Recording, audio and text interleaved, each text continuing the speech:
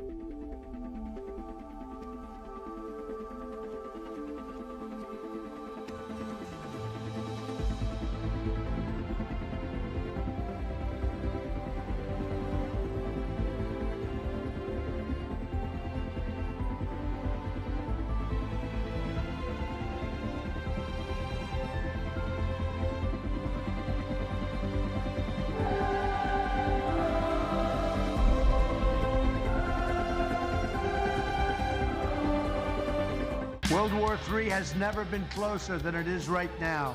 We need to clean house of all of the warmongers and America last globalists in the deep state These globalists want to squander all of America's strength, blood, and treasure, chasing monsters and phantoms overseas.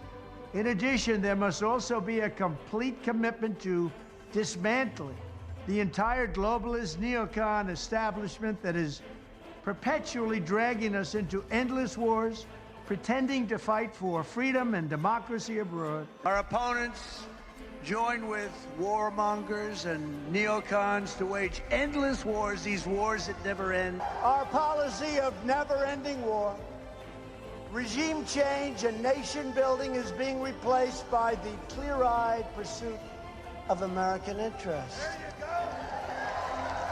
It is the job of our military to protect our security, not to be the policemen of the world. No new wars, no new wars. No new wars. We will expel the warmongers from our government. We will expel the warmongers from our government. We will expel the warmongers from our government. I will prevent, and very easily, World War III, very easily. To make her president would be to gamble with the lives of millions of people. She would get us into a World War III guaranteed because she is too grossly incompetent to do the job. She's not going to be able to deal with President Xi or Putin or Kim Jong-un or anybody. And then all of your sons and daughters will end up getting drafted to go fight for a war in a country that you've never heard of. Our enemies are laughing at her. They're laughing at us. But if we win, our enemies won't be laughing anymore. I tell you, they're not going to be laughing anymore. I am the candidate of peace. I am peace. People don't believe that. I am peace. A vote for Donald Trump is a vote for a man who wants to end wars, not start them. We do not want war with Iran. We actually want peace. The Iranians are clearly not very good at war. Perhaps they should follow President Trump's lead and give peace a chance. Kamala is campaigning with warmongers like Liz Cheney. How do you think that is? She picks Liz Cheney, whose father virtually destroyed the Middle East. You know, Liz Cheney, she talks big, oh, I want war. She always wants war. Every time I was with her in the White House, we should attack this nation, that nation. Nations that people never even heard of, we should attack. She's a big tough guy. She sits back in Washington, oh, we ought to go and attack Iran, Iraq. We're going to attack everybody. That's why I broke up with her. All she wanted to do is go to war with everybody. These war hawks, they want to draft your kids to die in wars, and they will never fight themselves. You know, we'll stay around the country for 15 years, just bomb the hell out of everybody, make everybody miserable. Nobody knows why we're there, you know, the wars that never end. These endless wars that we've been in, I've gotten us out of so many. We don't want to get into wars. We're tired of fighting. I'm the only president in the last 84 years that didn't start a war. Under Trump, we will have no more wars, no more wars, no more wars. We will have prosperity and peace. We will have prosperity and we will have peace. Remember, I'm the president of peace. They said, he will start a war. I'm not going to start a war. I'm going to stop wars. He's going to start a war. I said, no, no, no. My rhetoric is going to keep us out of wars, and that's what happened. My proudest legacy will be that of a peacemaker. That's what I want to be, a peacemaker. We will measure our success not only by the battles we win, but also by the wars that we end, and perhaps most importantly, the wars we never get into. Our president will start a war with Iran because he has absolutely no ability to negotiate. He's weak and he's ineffective. I believe that he will attack Iran sometime prior to the election because he thinks that's the only way he can get elected. Isn't it pathetic? We now stand 10 years past the midpoint of a century that has witnessed 4 major wars among great nations. 3 of these involved our own country.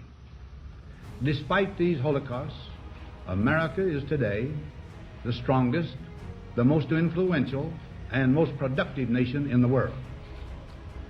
Understandably proud of this preeminence, we yet realize that America's leadership and prestige depend not merely upon our unmatched material progress, riches, and military strength, but on how we use our power in the interest of world peace and human betterment. throughout America's adventure in free government, our basic purposes have been to keep the peace, to foster progress in human achievement, and to enhance liberty, dignity, and integrity among peoples and among nations. To strive for less would be unworthy of a free and religious people. Any failure traceable to arrogance or our lack of comprehension or readiness to sacrifice would inflict upon us grievous hurt, both at home and abroad. Progress toward these noble goals is persistently threatened by the conflict now engulfing the world. It commands our whole attention, absorbs our very beings. We face a hostile ideology, global in scope, atheistic in character, ruthless in purpose, and insidious in method. Unhappily, the danger it poses promises to be of indefinite duration. To meet it successfully, there is call for not so much the emotional and transitory sacrifices of crisis, but rather those which enable us to carry forward steadily, surely, and without complaint, the burdens of a prolonged and complex struggle with liberty, the state. Only thus shall we remain, despite every provocation, on our charted course toward permanent peace and human betterment. A vital element in keeping the peace is our military establishment. Our arms must be mighty, ready for instant action, so that no potential aggressor may be tempted to risk his own destruction. Our military organization today bears little relation to that known of any of my predecessors in peacetime, or indeed by the fighting men of World War II or Korea. Until the latest of our world conflicts, the United States had no armaments industry. American makers of plowshares could, with time and as required, make swords as well. But we can no longer risk emergency improvisation of national defense. We have been compelled to create a permanent armaments industry of vast proportions. Added to this, 3.5 million men and women are directly engaged in the defense establishment. We annually spend on military security alone more than the net income of all United States corporations. Now, this conjunction of an immense military establishment and a large arms industry is new in the American experience. The total influence, economic, political, even spiritual, is felt in every city, every state house, every office of the federal government.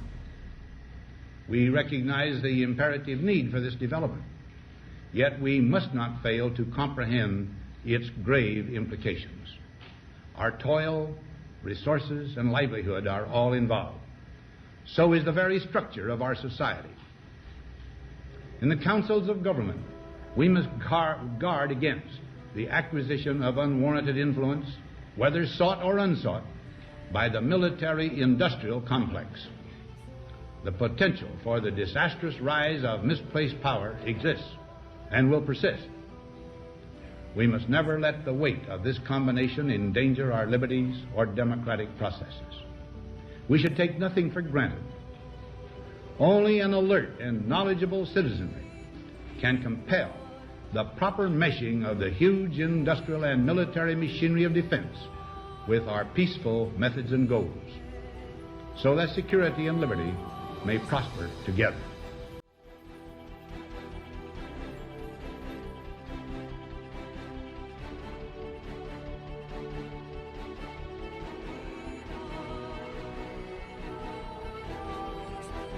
Virtually everything that gets decided upon in our government that affects daily lives of people, there's so many different influences that aren't based on the greater good of the American people. It's based on financial interests. Mm-hmm. And that's sort of overwhelmed all of our policies, overwhelmed all of our systems of government.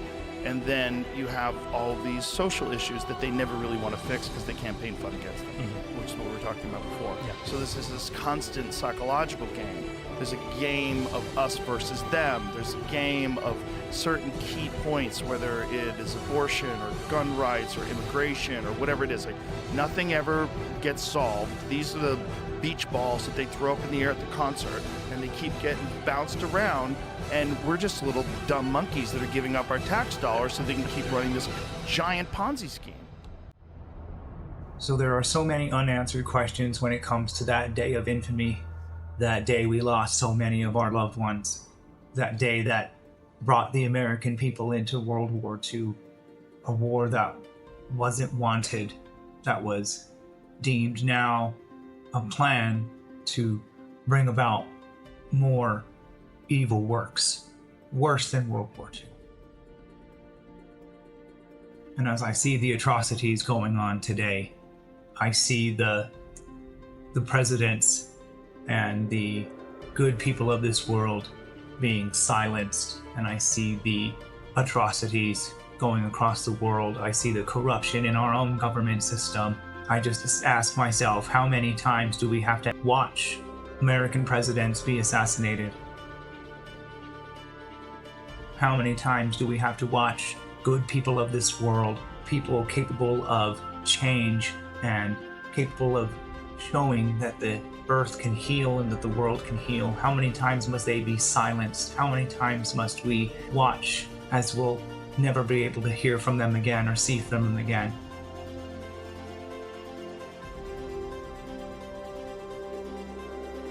How many times must we be blindsided by the fact that the media is lying to us? How many times must we be gaslighted and false flagged when it comes to the protection and the security of the American people? How many times must we ask ourselves why when it comes to our own government? How many times must we ask ourselves why when it comes to those we love and those of potential goodness who again can change the world? How many times must we watch them be silenced? Must watch them be wiped from the face of the earth as if they're nothing? How many times must we say, it's okay, it's not okay?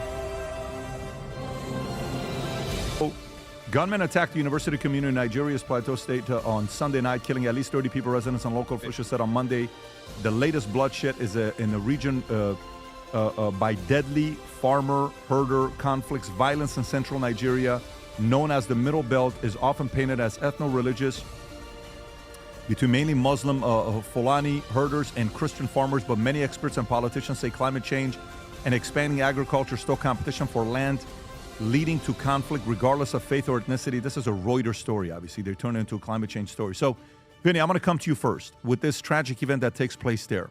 Your thoughts? And Pat, and think about it, this happened 3 days ago. This is Holy Week, okay? And these poor people are just trying to worship. And a lot of innocent people were just shocked because they were shooting houses and everything like that just because of Jesus Christ. And my question is this: where are all the Christians at right now? Okay, where's the Vatican's the biggest Catholic? Okay, we're still Christians. Why isn't this the crisis story of the week? Where are the activist groups that claim every oppressed group still deserves nonstop coverage? Where are the celebrities? Where are the squares? Where's the Black Lives Matter? These people they're all black. Where are all the causes and where's the outrage? Okay, the silence to me is absolutely deafening. Nope, rather this story came and went like that. No headlines, no CNN, no MSNBC. And if I thought about this, Elon, if this happened in a country that had strategic oil or rare earth minerals or even poppy fields, everybody and their mother would be there helping these people. But because it's poor African Christians that are being hunted down during Holy Week just because of their faith, it drives me crazy. And it makes it even worse because, like I said, this is Holy Week and this is supposed to be the Christian week and nobody is saying anything. And it drives me insane. Yeah.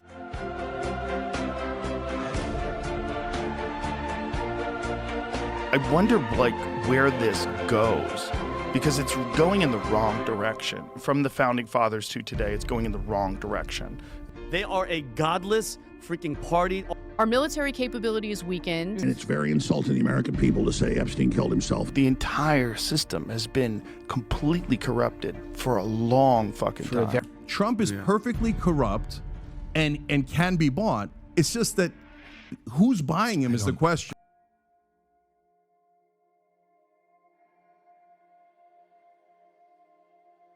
These things are not okay. It is time for the American people to wake up. It is time for the American people to stand what the independence doctrine says. The very first piece of paper that says that we are a nation, the Declaration of Independence, it states that we must, as a people, eradicate that form of government.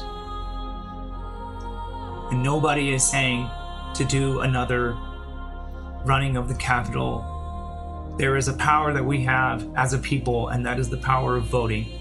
This two-political party system has failed us. This political party system of the two-party system is done, has failed. The Republicans have failed us and have shown us that they are lies and corrupted. The Democrats have lied to us and have failed and have shown us that they are corrupted and deceitful. And both political parties are just done. And we the people are what needs to be. We the people are what needs to be the future. The Republicans and the Democrats are done. We need to use our votes, our power to change this government. If we know that it's corrupt, if we know that it's a disgusting mess of a political system, we are not a democracy. We are a constitutional republic that was designed to be against mob rule and tyranny. And the way that we are going now is this cesspool drainage that needs to stop, and the only way we can do it is through our votes. And right now, if we have to depend on this two-party system of Republican and Democrat, that is no longer necessary. That is no longer the case. And we, as a nation, need to decide this. And the only way to do that and not have another January 6th is through our votes. The midterms are coming up. The time to act is now. The time to move forward as a nation, to remember the good, to learn from the bad, and to make the good better. These are the things that we need to do as a nation moving forward from here on out. Not depending on this global government society to help secure us and trading away our freedoms for security. If you've made it to the end of this video, I thank you from the bottom of my heart, watching all the way through to the end.